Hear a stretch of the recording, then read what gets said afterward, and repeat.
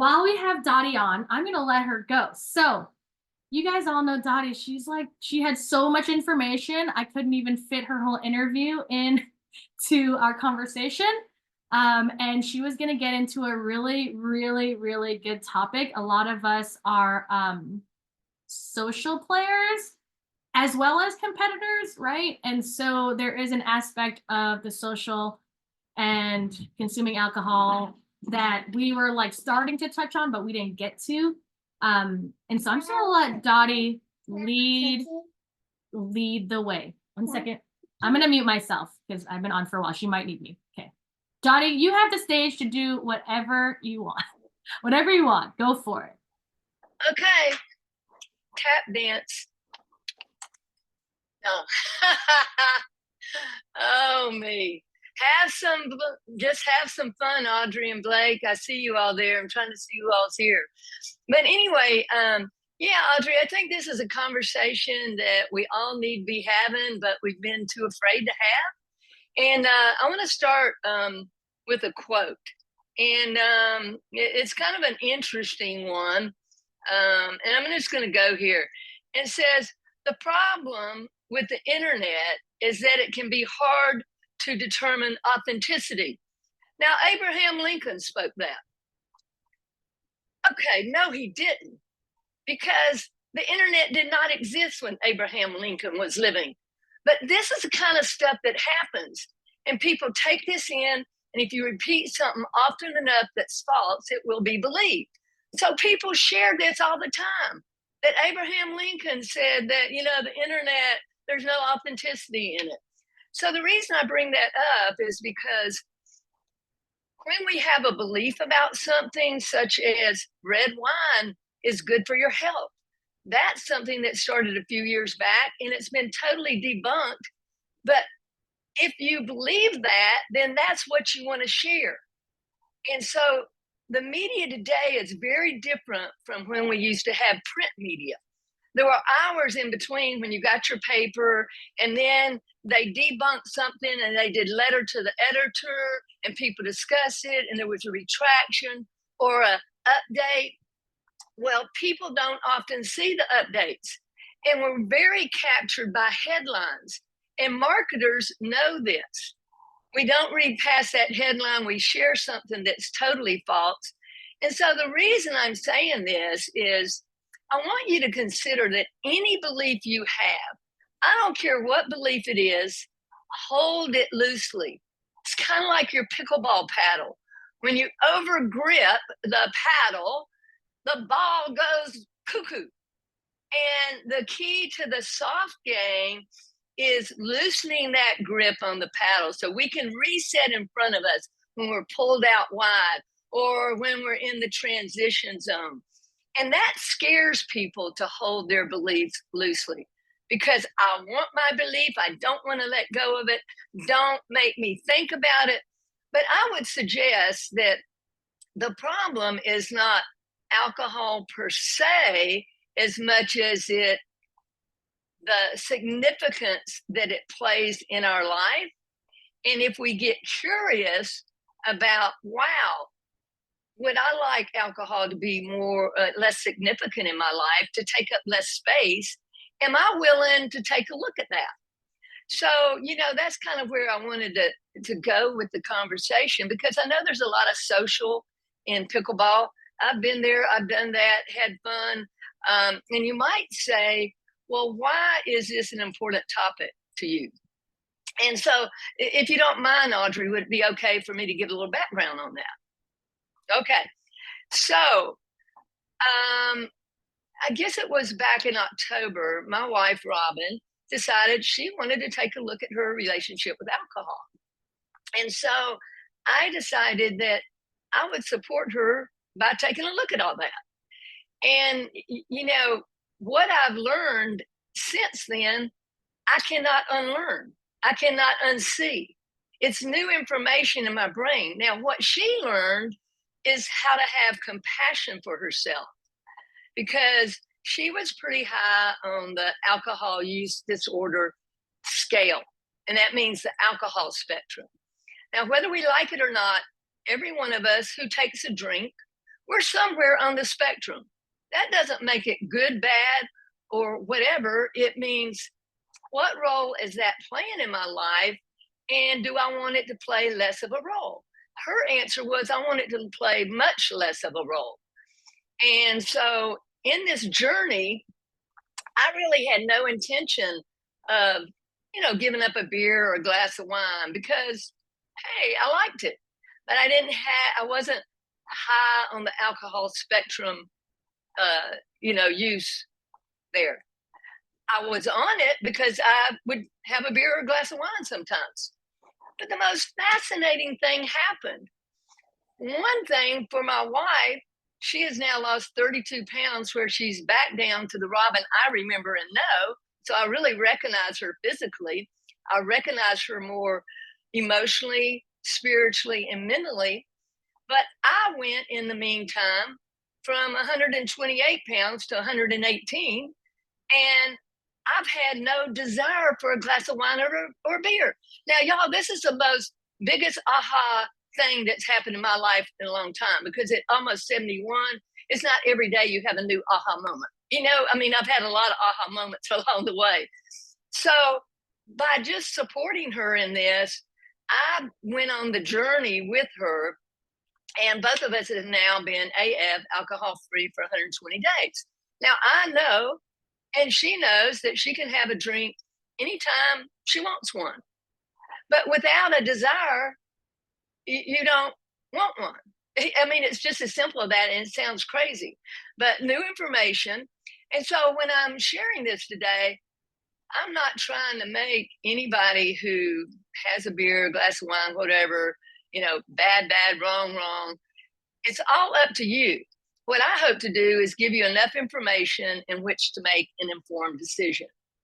And if you're not scared about looking at information and you just get curious, you really only have to say, hey, has the thought ever come into my mind, I'd like to cut back a little. I'd like to make it have a smaller role. Well, Audrey knows, if you opt in, you're going to have a chance to get a consultation, with me, and a free questionnaire about where do I fall on the alcohol use disorder scale, the alcohol spectrum, and you'll still get my free assessment on saboteurs. But let's ask questions for people who might be watching and go, I don't want to look at this. I don't want to think about it. I don't want to go there. That's okay. Absolutely okay. You don't have to. It's just a discussion. And I think I want people not to be fearful of the discussion. Does that make sense, Audrey? Yes, it does. So just to preface what was this conversation. So when we had our interview, we were about to go into how it affects your pickleball game and consuming alcohol, because most people were social. I forgot what the conversation exactly was, Nancy, but some of us are social players and we also want to get better. And we may go to the party the night before and have a drink and then expect to show up the next day and play. So I think she's going to dive a little bit deeper into how alcohol affects your game and go in that route. I hope that helps. Right? Yeah, that's true. What I wanted to do first was set the context. If we don't have context about what we're going to discuss around it, it's kind of hard for me to just go diving in. So here's what happens. When we have a drink, we usually have a pleasurable 20 minutes of a little something that feels good to our brain. And that is called the dopamine rush. And then what happens is the brain says to the body, you have just put poison in my body. Now, that's just a fact. That's not a judgment or anything, but it is ethanol, just like you put in your gas tank, that has been prettied up and sweetened up so that it won't kill us. But we all know that a certain amount of alcohol in the system could kill us. So that tells you that, it's a poison, and in small amounts, it's not going to do that. So what the body does, it tries to return us to homeostasis. So the prefrontal cortex right here is where our reasoning comes in.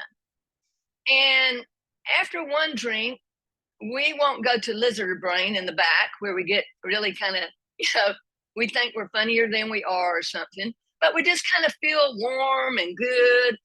And so the issue is that once you have the one, the body tries to return you to homeostasis by going to to what we call dynorphin.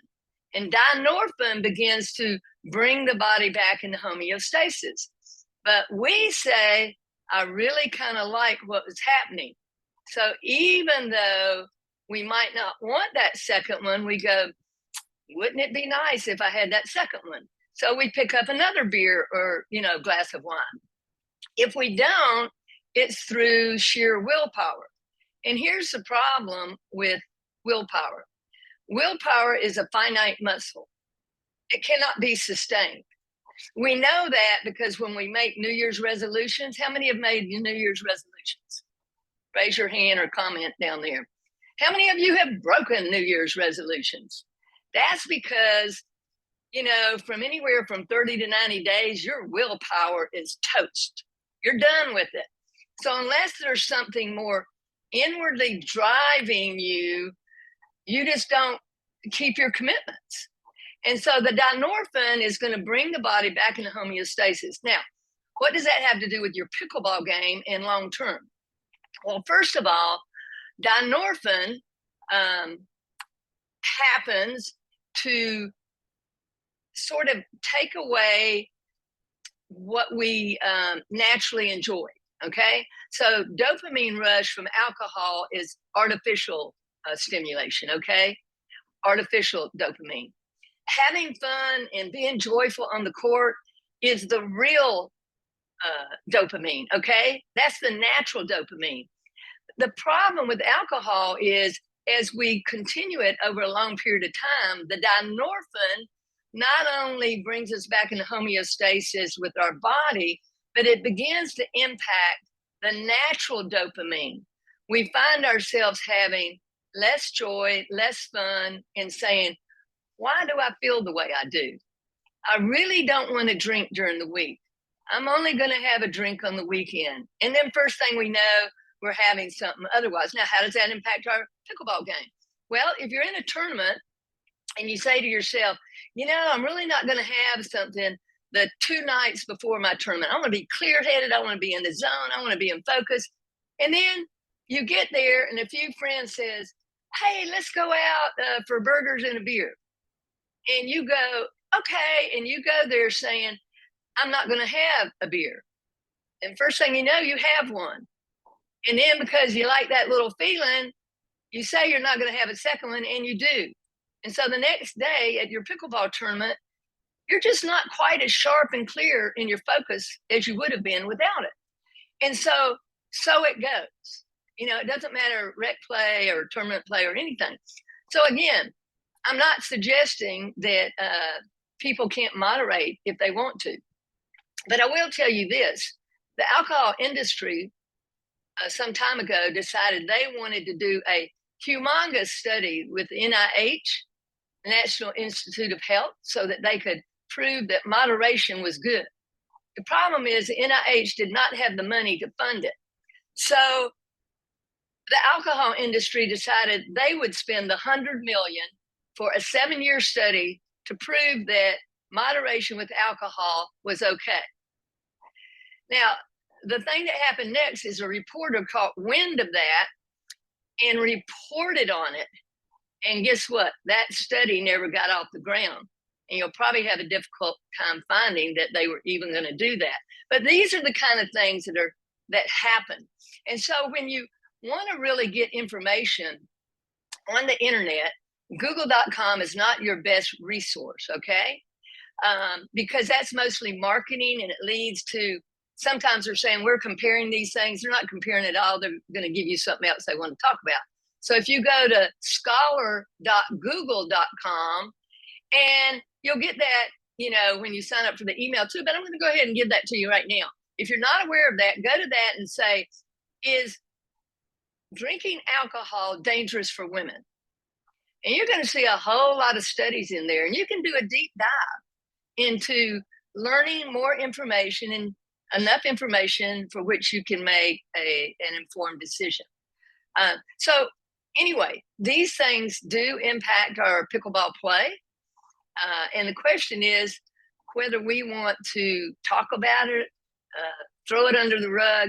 And it's not an easy conversation to come to, which is why we don't hear as much about it. But I'll tell you this, in the last few months, the conversations I've had with people is unbelievable, with just asking me about this because, I might go somewhere and I get my ginger beer, which is alcohol free. They go, why do they call it beer? I don't know why they call it beer, but it's AF. And I've learned to be a connoisseur of all the ginger beers out there. If anybody knows of a good ginger beer, please send me the brand. I'm trying every one I can find. And I've even had some AF IPAs. I loved an IPA. And again, this is just for us to have a conversation. So let's do it. Dottie, thanks so much. I know this kind of came left field for some people. It's because our interviews were leading to that. And I think it's kind of like a taboo situation, right? Like no one here is going to admit, I mean, maybe I would love to say we are like close enough that you can, if you have an issue, that we can have a conversation and help each other. Like that's kind of the community I think I would love to grow. I'm not saying everyone's comfortable to do that because you're kind of just getting to know me, but let me shoot the link. Let me get the link for you guys. So, okay, where are you on the alcohol? Okay. So if you're having issues with this, maybe you know someone with that issue, this is a good place to start. I think what happens, it's kind of like a taboo conversation, right? But because we're in kind of a smaller group, it's a conversation that could use talking to. Because I know people who go to tournaments and drink before their match, that like have a beer before their match the next day. And I think just that awareness around what alcohol is doing to your body just helps you make decisions, right? Like we were talking about when we play, we want to minimize the amount of decisions we have to make. And that can help you, in a tournament week, going to the US Open, the Minto US Open coming up. That's a whole week where people party, drink, eat, and play. You might want to reconsider how you approach even league play, right? Because like just going over what Dotti said, it's like it applies to league play too, because we all want to perform a certain way, right? But if you're going Audrey, could I clarify something? You said for those of you who have an issue. Oh, sorry. Nobody that is a loaded term. We don't have to have an issue. We have to have a curiosity.